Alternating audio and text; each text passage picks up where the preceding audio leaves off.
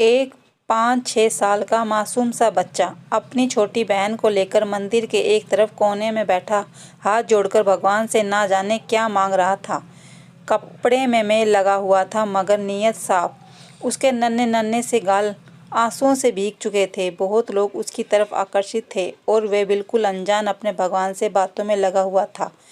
जैसे ही वह उठा, एक अजनबी ने उसका नन्हा सा हाथ पकड़ा और पूछा, क्या मांगा भगवान से?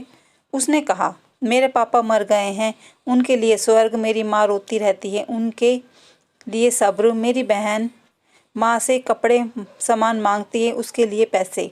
तुम स्कूल जाते हो? अजनबी का सवाल स्वाभाविक सा लग था। हाँ जाता हूँ, उसने कहा। किस क्लास में पढ़ते हो? अजनबी ने पूछा।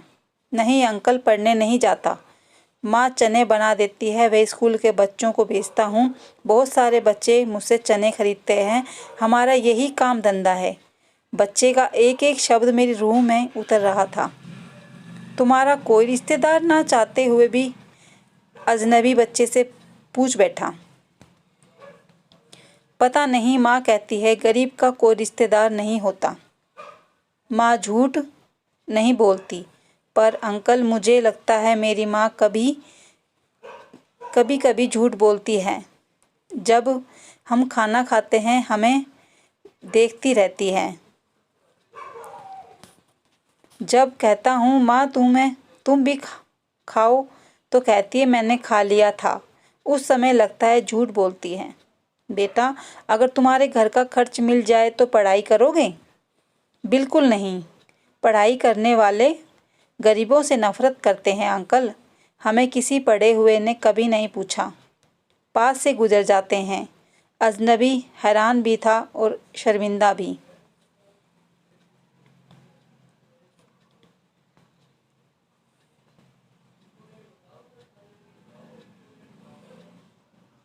फिर उसने कहा, हर दिन इसी तरह मंदिर में आता हूँ, कभी किसी ने नहीं पूछा। यहाँ सब आने वाले मेरे पिताजी को जानते थे, मगर हमें कोई नहीं जानता।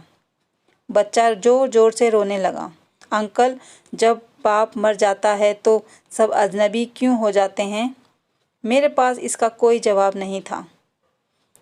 ऐसे कितने मासूम होंगे जो हसरतों से घायल है। बस एक कोशिश कीजिए और अपने आसपास ऐसे ज़रूरतमंद यतीमों बेसहाराओं को ढूंढिए।